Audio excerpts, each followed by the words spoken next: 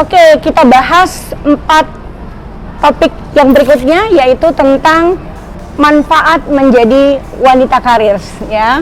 Mudah-mudahan ketika kita membahas ini, ya, wanita-wanita yang ada di luar sana itu makin meyakini, ya, walaupun memang tidak mudah, ya, untuk menjadi wanita karir sekaligus menjadi seorang ibu, sekaligus menjadi seorang istri, ya.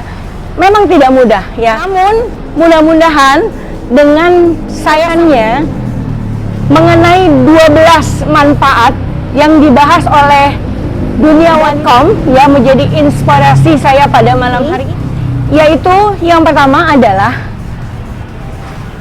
memiliki penghasilan, ya.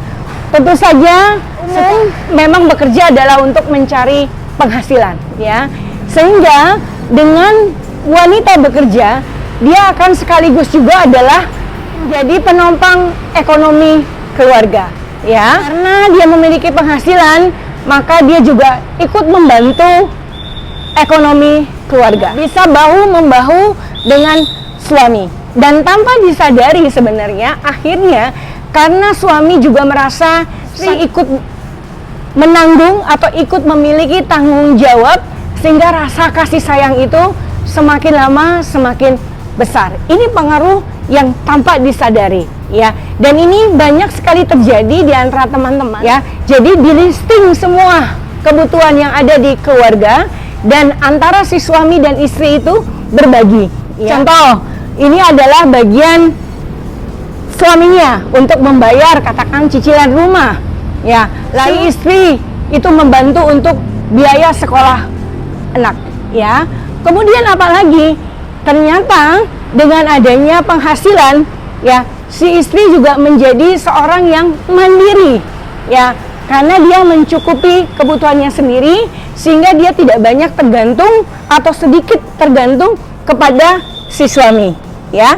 Dan yang keempat, ya, rupanya juga bisa menimbulkan rasa bangga terhadap si dirinya si wanita ini, ya, karena tadi dia bisa membantu ekonomi keluarga, bisa memiliki penghasilan sendiri. Yang kelima, wanita bekerja karena ada satu konsep yang disebut tanggung jawab, sehingga mau tidak mau wanita bekerja ini akan terus melakukan proses pembelajaran, ya. Setiap hari seorang wanita akan terus meningkatkan kompetensinya, ya. Kenapa? Karena untuk bisa menyelesaikan tugas-tugas yang ada, wanita ini perlu mengisi dirinya dengan pengetahuan-pengetahuan, dengan skill-skill yang cukup, ya. Ini karena juga memicu seorang wanita untuk bisa mengambil manfaat dari wanita bekerja yang keenam, yaitu wanita bekerja biasanya adalah seorang yang multitasking, ya. Dia pandai untuk melakukan pekerjaan dalam satu waktu, ya. Bagaimana bisa kita membayangkan bahwa seorang wanita bekerja pada saat yang sama dia mengerjakan sesuatu secara bersamaan, ya, sehingga sangatlah logik, ya, kalau saat ini banyak wanita-wanita yang memiliki satu jabatan yang tinggi, memiliki satu posisi yang tinggi, ya, tadi karena kemampuan seorang wanita untuk bisa melakukan satu pekerjaan pada waktu yang sama, ya. Dan berikutnya, karena si wanita ini adalah orang yang melakukan tugasnya keluar, melakukan pekerjaan keluar, berinteraksi satu dengan yang lain, mau tidak mau wanita ini akan lebih mengurus diri, ya. Beliau pasti akan melakukan satu upaya-upaya untuk penampilannya, ya, sehingga ini adalah faktor keberuntungan juga, ya. Misalnya dia akan selalu berpikir bagaimana supaya kelihatan enak dipandang, baik apakah dia melakukan satu olahraga atau dia mungkin pergi ke salon, ya. Ini berbeda sekali, ya, dengan wanita yang hanya di rumah, pasti akan pikiran, mau apa saya harus cantik-cantik, mau apa saya harus katakan berpakaian rapi, toh saya nggak kemana-mana, ya. Kemudian yang ke-8, ya, tanpa disadari karena wanita ini juga harus menyelesaikan pekerjaannya, sehingga akhirnya wanita ini adalah menjadi seorang yang pandai membagi waktu, ya, pandai untuk memanage waktunya, ya. Kapan dia harus bangun, kapan dia harus pergi ke kantor, kapan dia harus memasak, kapan dia harus beres-beres rumah, ataupun kapan dia harus mengantar anak sekolah ataupun pergi belanja, ya. Kebiasaan di kantor untuk mengatur waktu, ya, karena ada jam kerja, ya, karena ada jam istirahat, karena ada target-target, sehingga membawa si wanita tersebut punya kebiasaan ketika ada di rumah pandai untuk membagi waktu. Kita lanjutkan ya, tadi kita bahas sampai 8, sekarang kita bahas yang ke-9, ya.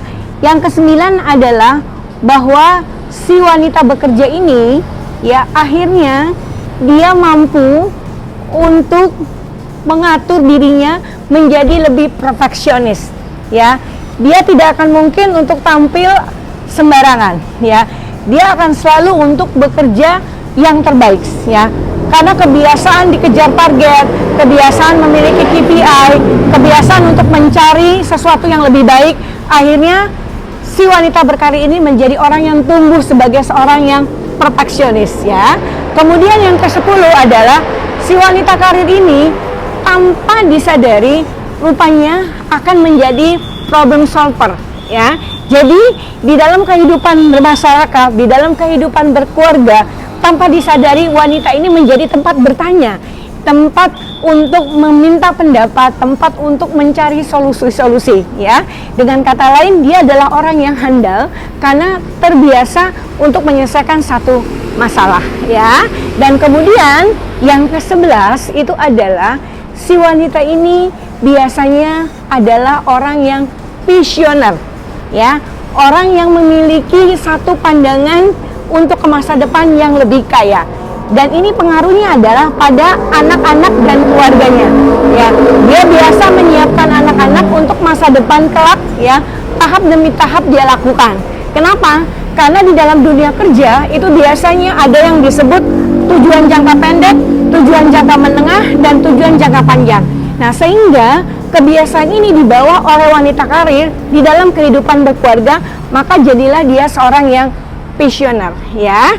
Dan kemudian, ya, di dalam aspek yang ke-12 ini, ya, karena wanita ini biasa untuk berhubungan dengan orang lain, biasa berkomunikasi dengan orang lain, biasanya seorang wanita bekerja kalau di dalam kegiatan-kegiatan yang ada di rumah tangga atau di masyarakat, dia adalah sebagai orang yang sangat komunikatif, ya. Dalam susunan katanya, dalam bahasa yang disampaikan itu sangat teratur karena biasa berhadapan dengan orang lain, ya. Jadi ibu, ya, atau calon ibu yang bersiap untuk bekerja, ya, siaplah untuk menikmati ke-12 ini, ya, sehingga ini akan tidak memunculkan lagi keraguan, ya, karena sesungguhnya wanita bekerja itu lebih baik, ya.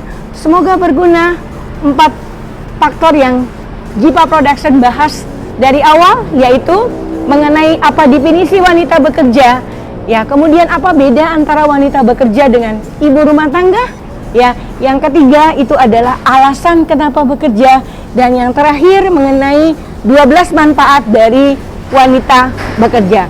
Cukup ya, nanti kita bahas lagi di sesi yang lain. Jipa Production bersama Yeni Indrawati. Dadah para wanita bekerja, sukses untuk karirnya. Terima kasih.